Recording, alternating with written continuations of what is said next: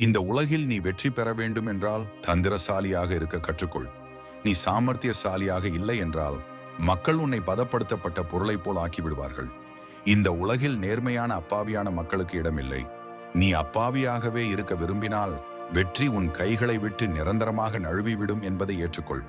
நினைவில் வைத்துக்கொள், நீ உன் புத்திசாலித்தனத்தை சரியாக பயன்படுத்த வேண்டும். இப்போது கவனமாக கேள். இவைதான் வெற்றி பெறுவதற்கான 10 விதிகள். விதி எண் 10: உன் சிந்தனையை எப்பொழுதும் பெரிதாக வைத்துக்கொள். ஏனென்றால் சிறு சிந்தனை கொண்டவர்கள் ஒருபோதும் முன்னேறுவதில்லை. நாம் சிந்திக்கும் விதம்தான் நம்முடைய எதிர்காலத்தை கணிக்கும். நாம் சிறு சிந்தனைகளுடனும் சிறு இலக்குகளுடன் திருப்தி அடைந்தால் நாம் ஒருபோதும் பெரிய கனவுகளை காண முடியாது. பெரிதாக சிந்திப்பது நம்முடைய தன்னம்பிக்கையும் அதிகரிக்கிறது. நாம் புதிய உச்சங்களை தொட தயாராகிறோம். பெரிய சிந்தனைகளுடன் நாம் பெரிய திட்டங்களையும் இலக்குகளையும் முன்வைக்கின்றோம். இந்த இலக்குகள் நம்மை தொடர்ந்து ஊக்கப்படுத்தி கொண்டே இருக்கும். ஒரு உதாரணத்தை கவனியுங்கள். ஒரு சிறுவன் ஒரு சிறிய கிராமத்தில் இருக்கிறான் என்று கற்பனை செய்யுங்கள். அவன் எப்பொழுதும் சிறிய சிந்தனைகளுடன் வாழ்ந்தான், அதாவது நல்ல மதிப்பெண் எடுப்பது அல்லது ஒரு சிறிய வேலையை பெறுவது போன்று. ஆனால் ஒரு நாள் அவன் ஒரு வெற்றிகரமான வியாபாரியை சந்தித்தான். அவர் வாழ்க்கையில் வெற்றி பெற தன் சிந்தனைகளை பெரிதாக வைத்ததாக அவனிடம் கூறினார். அந்த சிறுவன் அவரது பேச்சில் கவனத்தை செலுத்தி தன் இலக்கை பெரிதாக்கினான். அவன் இப்பொழுது ஒரு வியாபாரத்தை தொடங்க வேண்டும் என்று கனவு காண்பது மட்டுமல்லாமல் அந்த கனவை நிறைவேற்றுவதற்கான நடவடிக்கைகளை எடுக்கின்றார். சிறுவனின் சிந்தனை பெரிதாகிவிட்டது. அவனது வாழ்க்கையும் முழுவதுமாக மாற்றிவிட்டான். இதிலிருந்து சில இலக்குகளுடன் திருப்தி அடையும் மக்கள் ஒருபோதும் பெரிய எதையும் சாதிக்க முடியாது என்பது நிர்பணமாகிறது. ஆனால் தங்கள் சிந்தனைகளை பெரிதாக வைத்து உயர்ந்த கனவுகளை காண்பவர்கள் எப்போதும் புதிய வாய்ப்புகளை தேடுகிறார்கள். வாழ்க்கையின் பெரிய வெற்றிகளை பெறுகிறார்கள். விதி எண் 9: பொறுப்பற்ற மற்றும் குறிக்கோள் இல்லாத மக்களிடமிருந்து விலகிவிடுங்கள். நாம் யாருடனும் நேரத்தை செலவிடுகிறோமோ அதை பொறுத்துதான் நம்முடைய வாழ்க்கை அமையும். வாழ்க்கையில் எந்த திசையிலும் இல்லாத எப்போதும் குறை சொல்லிக் கொண்டே இருக்கும் தங்கள் இலக்கில் கவனம் செலுத்தாத மக்களிடமிருந்தால் மெதுவாக நாம் அவர்களாகவே மாறக்கூடும். அப்படிப்பட்ட மக்களை சுற்றி இருப்பது யாருக்கும் பயனை தராது. அவர்களின் எதிர்மறை தாக்கம் நம்முடைய சிந்தனையும் வேலை செய்யும் விதத்தையும் பாதிக்கும். நாமும் அவர்களைப் போல் சேமிப்பு அற்றவர்களாக ஆகலாம்.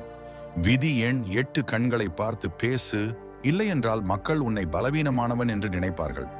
தன்னம்பிக்கையின் மிகப்பெரிய அடையாளம் நம்முடைய உடல் மொழிதான். அதில் கண்களுக்கு பெரிய பங்கு உள்ளது. நாம் ஒருவரிடம் பேசும் பொழுது அவருடைய கண்களை பார்த்து பேசினால் நாம் தன்னம்பிக்கை கொண்டவர்கள் என்ற செய்தி எதிரில் இருப்பவர்களுக்கு செல்கிறது.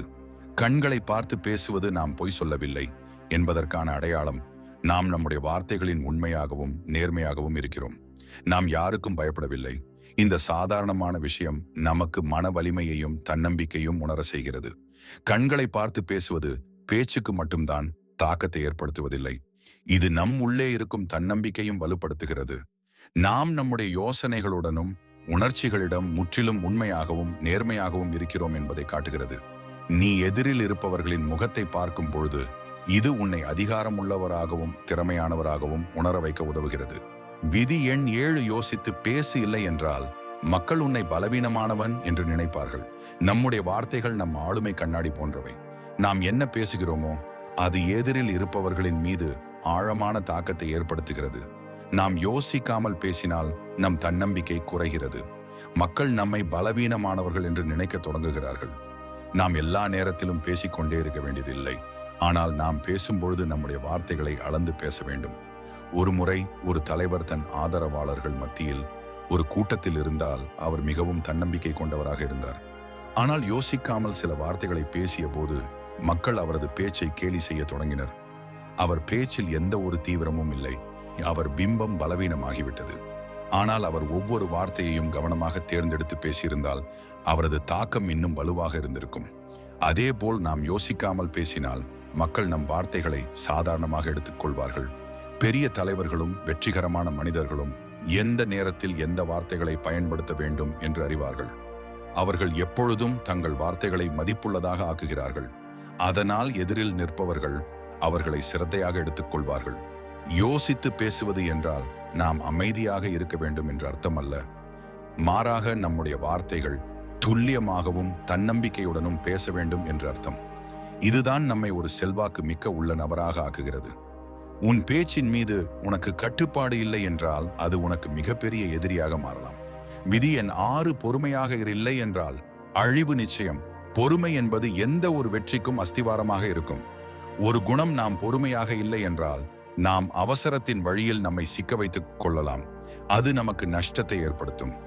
சரியான நேரத்திற்காக காத்திருக்கும் எந்த ஒரு முடிவையும் அவசரமாக எடுக்காதவர்கள்தான் வெற்றியின் உச்சத்தை தொட்டவர்கள் என்பது வாழ்க்கையின் மிகப்பெரிய உண்மை. சில சமயங்களில் நாம் நம்முடைய இலக்கை அடைவதற்காக மிகவும் அவசரம் காட்டுகிறோம். அதனால் நம்முடைய முடிவுகளின் தீவிர தன்மையை சரியாக மதிப்பிட முடிவதில்லை. இதனால் தான் பாதியிலேயே தோல்வியை ஒப்புக்கொள்கிறார்கள். ஏனென்றால் அவர்கள் பொறுமையுடன் செயல்படவில்லை. உதாரணமாக, ஒரு வியாபாரி மிக விரைவாக பணம் சம்பாதிக்க வேண்டும் என்று ஆசையில் ஒரு தவறான முதலீட்டை செய்கிறார். அவர் தன் பணத்தை இழப்பதுடன் அவர் நிறுவனம் முழுவதும் நஷ்டமடைகிறது. மறுபுறம் பொறுமையாக இருந்து சரியான நேரத்திற்காக காத்திருந்து தன் நிறுவனத்தை மெதுவாகவும் வலுவாகவும் கட்டமைத்த மற்றொரு வியாபாரி வெற்றியில் உயர்வை அடைகிறாய். எனவே நாம் பொறுமையாக இருக்க வேண்டும். ஏனென்றால் சரியான நேரத்தில் செய்யப்படும் வேலைதான் நமக்கு உண்மையான வெற்றியை தருகிறது. நீ பொறுமையாக இருக்கும் பொழுது நீ உன்னையும் உன் முடிவுகளையும் காலத்தின் சோதனைகளின் பரிசோதிக்க முடியும். அப்போதுதான் நீ உண்மையான வெற்றியை பெற முடியும். விதி எண் 5 எதிர்மறை கேள்விகளை சாமர்த்தியமாக சமாளி. கோபத்தில் உணர்ச்சி வசப்படாதே. வாழ்க்கையில் அனைவரும் உன்னை மகிழ்ச்சியாக இருக்கவும் முன்னேறவும் விடமாட்டார்கள். எதிர்மறை கேள்விகளும் கிண்டல்களும் அடிக்கடி நம்மை பாதிக்கும். ஆனால் நாம் அவற்றுக்கு கோபத்தில் வந்து பதிலளிக்க கூடாது. யாராவது நம்மை தொந்தரவு செய்தாலோ அல்லது நம்மை தாழ்த்தி காட்டுவதற்காக கேள்வி கேட்டாலோ நம் கோபத்துடன் எதிர்வினை ஆற்றக்கூடாது. வெற்றிகரமான வியாபாரி ஒருவன் இருக்கின்றான். அவனுடன் சக ஊழியர்கள் அவனை அடிக்கடி கேலி செய்வார்கள். அவனை குறைத்து மதிப்பிட முயற்சி செய்வார்கள். ஒரு நாள் அவனது சக ஊழியர் ஒருவர் அவனை கிண்டல் செய்து, நீ செய்தது ஒன்றும் சிறப்பானது இல்லை, உன் வெற்றி விதியின் விளையாட்டுதான் என்று சொன்னார். ராகுல் கோபப்பட்டு அவனை தாக்கி பேசியிருந்தால் அவன் தன்னையே சிறியவனாக நிரூபித்திருப்பான். ஆனால் அவன் தன்னை கட்டுப்படுத்தி சிரித்தபடி, ஒவ்வொரு பாதையும் வெவ்வேறு என்பதை நான் ஏற்றுக்கொள்கிறேன். ஆனால் நான் தேர்ந்தெடுத்த பாதை என்னை இங்கு கொண்டு வந்து சேர்க்கிறது என்று பதிலளித்தான். அவனை அமைதியாக வைத்திருப்பது மட்டுமில்லாமல் அந்த குறை கூறிய சக ஊழியருக்கு கோபத்தில் பேசுவதால் எந்த பயனும் இல்லை என்பதையும் உணர்த்தியது. இப்படி எதிர்மறை கேள்விகளுக்கு சிரித்தபடியும் அறிவு கூர்மையுடனும் பதிலளிப்பது நம்மை வலுவானவராகவும் செல்வாக்கு மிக்கவராகவும் ஆகிறது. இது நமக்கு எந்த ஒரு எதிர்மறையான விமர்சனத்தை எதிர்கொள்ள நேரிட்டாலும் கோபத்திற்கு பதில் அளிப்பதற்கு பதிலாக அதை சாமர்த்தியமாக சமாளிக்க வேண்டும் என்பதை நிரூபிக்கிறது. இது நம்முடைய மன வலிமையையும் அதிகரிக்கிறது. அந்த குறிப்பிட்ட நபர் மீண்டும் நம்மை தொந்தரவு செய்ய முயற்சிப்பதில்லை. விதி எண் 4 சுயநலமில்லாமல் யாரும் உனக்கு சொந்தமில்லை. இந்த உலகத்தில் சுயநலம் இல்லாமல் யாரும் யாருடனும் இருப்பதில்லை என்பது ஒரு கசப்பான உண்மை. மக்கள் எந்த சுயநலமும் இல்லாமல் உங்களுக்கு உதவுவார்கள் என்று நீங்கள் நினைத்தால் அதுவும் மிகப்பெரிய தவறாகலாம். உன் குடும்பமாக இருந்தாலும் நண்பராக இருந்தாலும் அனைவரின் வாழ்க்கையும் ஒரு குறிக்கோளுடன் நிர்ணயிக்கப்பட்டது. உன்னிடம் பலம் அல்லது ஏதேனும் சிறப்பு தன்மை இருக்கும் வரை மக்கள் உன் அருகில் இருப்பார்கள். ஆனால் நீ பலவீனமடையும் பொழுது அந்த மக்கள் உன்னை விட்டு விலகி விடுவதை காண்பாய். ஒரு வெற்றிகரமான வியாபாரி இருந்தான். அவன் நிறுவனம் பெரிய அளவில் இயங்கிக் கொண்டிருந்தது. எல்லோரும் அவனுக்கு உதவ தயாராக இருந்தார்கள்.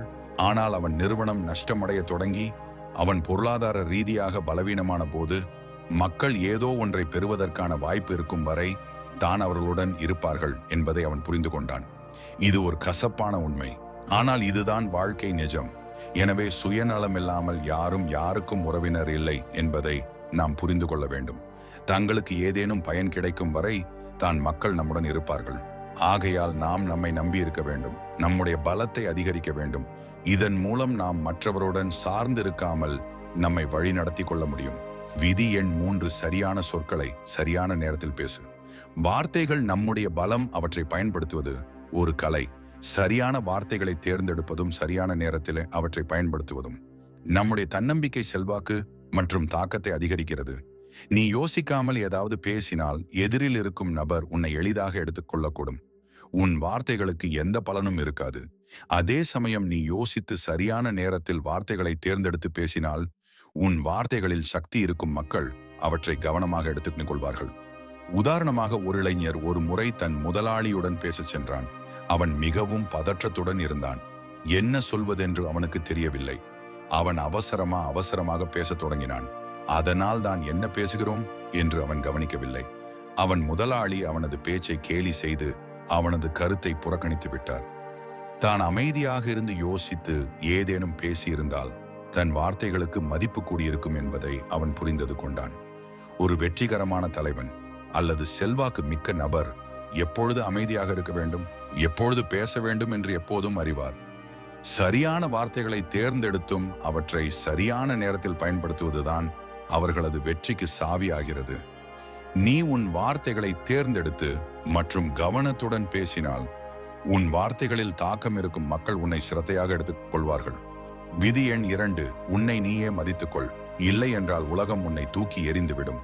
உன்னை நீயே மதிக்கவில்லை என்றால் இந்த உலகம் உன்னை பயனற்ற ஒரு பொருளாக கருதும். அதை எப்போதும் வேண்டுமானாலும் பயன்படுத்தலாம், பின்னர் தூக்கி எறியலாம். தங்களை மதிக்க தெரிந்தவர்களுக்கு மட்டுமே இந்த உலகம் முக்கியத்துவம் கொடுக்கிறது. நீ உன் மதிப்பை குறைத்துக் கொண்டால் உலகம் உன்னை குப்பையை போல் ஒதுக்கிவிடும். சுயமரியாதையின் முதல் நிபந்தனை என்னவென்றால் நீ அதற்கு தகுதியான மரியாதையை உனக்கு கொடுக்க வேண்டும். நீ உன்னை மதித்தால் மட்டுமே உலகமும் உன்னை மதிக்கும். சுயமரியாதை ஏன் அவசியம்? நீ உன்னை ஒரு சாதாரண கல்லாக நினைத்தால் மக்கள் உன்னை வெறுமனே காலால் மிதித்துவிட்டு போய்விடுவார்கள். ஆனால் நீ உன்னை ஒரு விலை மதிப்பற்ற வைரமாக நினைத்தால் மக்கள் உன்னை பத்திரமாக பாதுகாப்பார்கள், உன்னை மரியாதை செய்வார்கள்.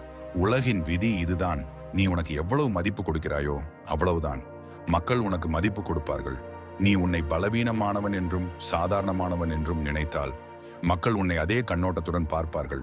நீ உன் சுயமரியாதையை குறைத்துக் கொண்டால் உலகம் உன்னை பற்றி கவலைப்படாது. ஆனால் நீ உன்னை சக்தி வாய்ந்தவனாகவும் மரியாதைக்குரியவனாகவும் திறமையானவனாகவும் கருதினால் மக்கள் உன்னை அதே போல நடத்துவார்கள். விதி எண் 1, உன் பலவீனத்தை ஒருபோதும் காட்டாதே. உன் பலவீனத்தை ஒருபோதும் வெளிப்படுத்தாதே. இல்லை என்றால் மக்கள் உன்னை சுயநலத்திற்காக பயன்படுத்திக் கொள்வார்கள். இந்த உலகில் 2 வகையான மனிதர்கள் உள்ளனர். ஒன்று வேட்டையாடுபவர்கள், மற்றொன்று வேட்டையாடப்படுபவர்கள். நீ உன் பலவீனத்தை மக்களுக்கு காட்டினாள் நீயே உன்னை வேட்டையாடப்படுவதற்கு அறிமுகப்படுத்துவதாக அர்த்தம். உன் மனம் எவ்வளவு சுத்தமாக இருக்கிறது, உன் நோக்கங்கள் எவ்வளவு உண்மையானவை என்பதை பற்றி அவர்களுக்கு கவலை இல்லை. மக்களுக்கு தேவையெல்லாம் தங்கள் சுயநலத்திற்காக பயன்படுத்தக்கூடிய ஒரு பலவீனமான நபர் மட்டும்தான். நீ உன் கஷ்டங்களை எல்லோரிடமும் பகிர்ந்து கொண்டால் 90% மக்கள் வெறுமனே கேட்பார்கள், ஆனால் யாரும் உதவ மாட்டார்கள். மாறாக அவர்கள் உன் பலவீனத்தை பயன்படுத்தி சதி திட்டங்களை தீட்டுவார்கள். நீ உன் உணர்வுகளை, கஷ்டங்களை, சிக்கல்களை வெளிப்படையாக மற்றவர்களுடன் பகிர்ந்து கொள்ளும் போது பெரும்பாலான மக்கள் உன்னை புரிந்து கொள்வதற்கோ அல்லது உதவுவதற்கோ பதிலாக உன் நிலையை பயன்படுத்தி கொள்ளவே நினைப்பார்கள்.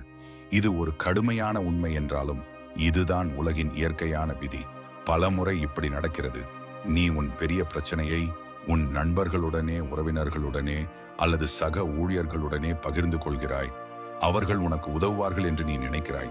ஆனால் அதற்கு பதிலாக அவர்கள் உன் கஷ்டத்தை பார்த்து கேலி செய்கிறார்கள் அல்லது உன் நிலையை பயன்படுத்த தொடங்குகிறார்கள். 10 விதிகள் வெற்றி அடைய விரும்பும் ஒவ்வொருவருக்கும் ஒரு பொக்கிஷமாக மாறுகிறது. சந்திரசாலியாக இரு. சுயமரியாதையை தேடு. வார்த்தைகளில் கவனம் கொள். பொறுமையுடன் செயல்படு. சுயநலமற்றவர்கள் யாருமில்லை என்பதை உணர்ந்து உன் சிந்தனையை எப்பொழுதும் உயர்ந்ததாக வைத்துக்கொள். இந்த 10 கட்டளைகளும் உங்களை சாதாரண மனிதன் என்று வெளியில் இருந்து சக்தி வாய்ந்து வெற்றியாளராக உயர்த்தும். வாழ்க்கை ஒரு பொற்காலம். இதில் அலட்சியம் காட்டாமல் இரு தர்மங்களை பின்பற்று.